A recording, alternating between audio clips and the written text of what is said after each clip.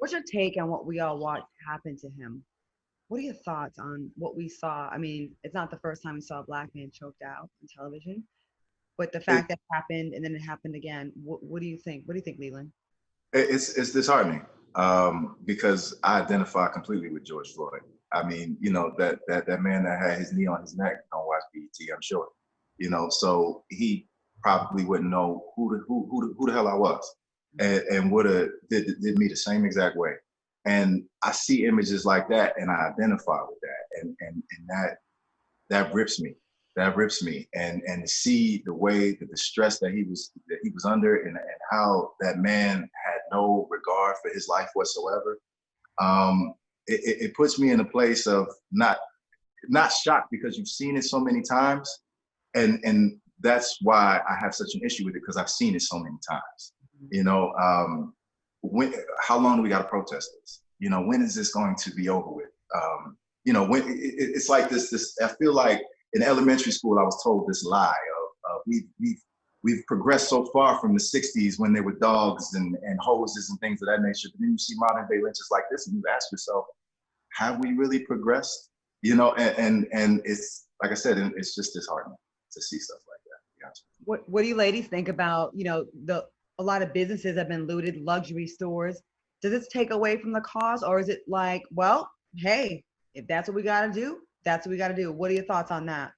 Look, at the end of the day, people are gonna grieve and translate their pain into a number of different ways. And, honestly, at the end of the day, like, brick and mortar buildings can always be rebuilt, but we can't ever bring a life back at the end of the day. And so, people gonna do what they're gonna do. And also, you know, I think that there's been a lot of just misinformation and misportrayal of what the looting is, or what the rioting, if you want to call it, is.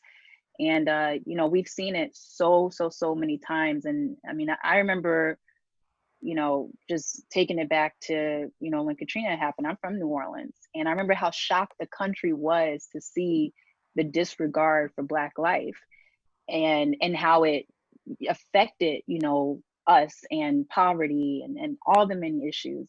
And at the end of the day, it's like, this is people's reality. People are suffering. People are, lost. And yeah, like, a storm's gonna happen, whether it be a racial storm or, a political storm, and people are gonna react in a lot of different ways. And so that's what I mean by give people grace, because people are angry, people are upset, and our lives have been taken too many times by disgusting ways. And so if somebody want to go get a Gucci belt because of that, then hey, like, let them do it.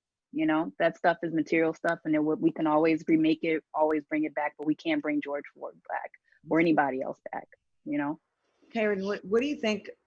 You think we can really spark change if we only devote our energy to, peaceful protesting? Do you think it's gonna work still, or do we have to go this route to get their attention? What do you think?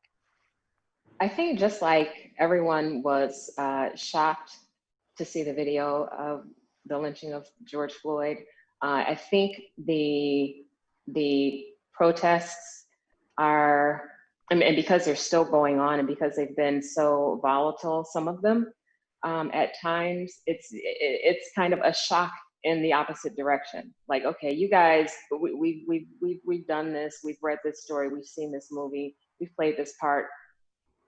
You need to, we need to draw focus to where it seems like nobody is paying attention, or at least, the powers that be are not paying attention. And so sometimes you need to shake the table a little bit to get people's attention. And I don't know that it's the best way to do it. And that's something that I think once we all calm down and come to terms with what's happened and what's happening, we need to organize and strategize and figure out what we want our communities and what we want our country as a whole to look like going forward. But that's going to take a lot of work on the part of African Americans and the people who claim to be our allies. And again, we need to hold people accountable. I agree. We have a couple of viewer comments I want to read to you. the guy that games said, "This is the cause. We can't decide what the correct face of our movement if we constantly apply makeup. Sometimes you need to show out for a change to show up." Jen J says, "America has looted Black people. We learned it from you." That's a quote from Tamika Mallory. Rapper Lil Nas X tweeted, "The riot and protest situation is the same as a child being bullied at school. You are silent while they're being mistreated, but upset when they finally snap back. Had you spoken up while they were being mistreated, they wouldn't have had to snap back. Silence equals complicity. Do you all agree?" Heck yeah. Yeah. You know, Malcolm X said by any means necessary. And I mean, as far as the violence and things of that nature, I'm not sure if it's necessary, but I'll tell you what, it damn sure got people's attention. So regardless, at the end of the day, sometimes you got to shake things up, and it is what it is. What about the Pay attention to who's starting the violence at the Absolutely. protest. Absolutely.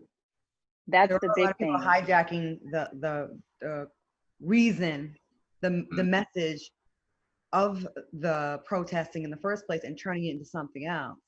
There's already Right. been evidence of white supremacist groups infiltrating kids from the suburbs, just bored from being in the house because of Corona, just getting out there taking advantage. There's also been some reports of police officers jumping in, throwing the first bricks, and then kicking rocks, and then we're out there looking like we're the, and by we're I mean African Americans, looking like we're the savages.